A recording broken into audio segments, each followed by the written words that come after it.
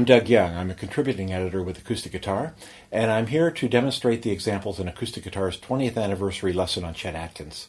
Chet was, of course, a huge influence on guitarists and continues to influence guitarists all over the world.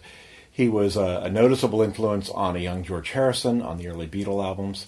He continues to influence modern fingerstyle masters like Tommy Emmanuel, Doyle Dykes, and many others. In this lesson, we're going to take a look at one aspect of Chet's playing. Chet was, of course, a master of many styles. He could play country, classical, pop, everything in between. But he's most known for his thumb-picking, boom-chuck legacy, and we're going to take a look at that. Example 1 demonstrates the basic technique, and to do this effectively, you want to damp the strings a little bit with the palm of your hand. It helps to use a thumb pick, although you don't have to. And you need to let the top strings ring open so that the bottom strings are slightly muted, and while the top strings ring very clearly. So this allows a lot of separation between the bass line and the melody, and is partly responsible for why a lot of people, when they heard Chet, thought they were hearing more than one guitar. You want to experiment with the muting a little bit. You could play anything from unmuted to very muted. But to really get that boom chuck sound, you just want to find the right setting here for your heel. Let's take a look at example 1. It goes like this.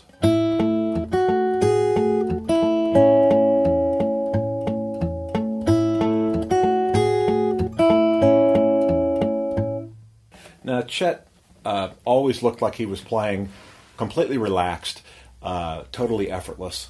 And even when he was playing something at breakneck speed, he just never seemed to break a sweat. He did play things, however, that were more up-tempo than that. Example 2 is one example of a little more up-tempo style. It's basically the same thing. We're still doing the alternating bass boom chuck, but in this case the bass line is moving twice as fast, so it's sort of double-timed. So instead of...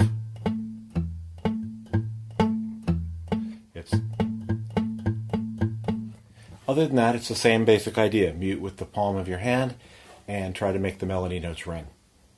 Here's example 2 slowly.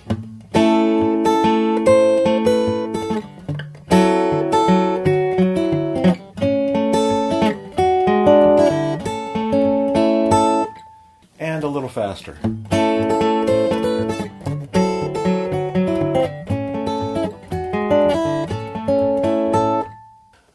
Above all, Chet was always tasteful and emphasized the melody, never played a note that didn't need to be played. But he could match flashy licks with anybody if he wanted to.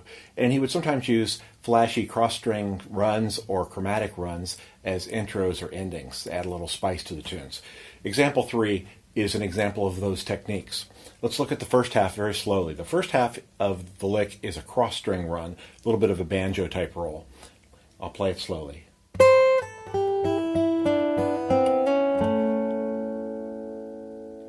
And then the second half is a simple chromatic run.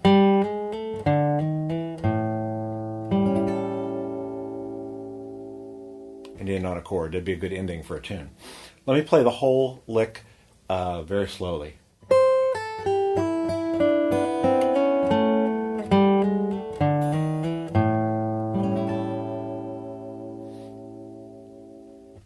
Now let's try it up to speed.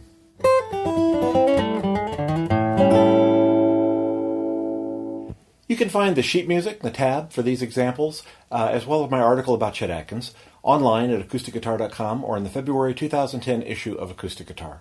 For Acoustic Guitar, I'm Doug Young.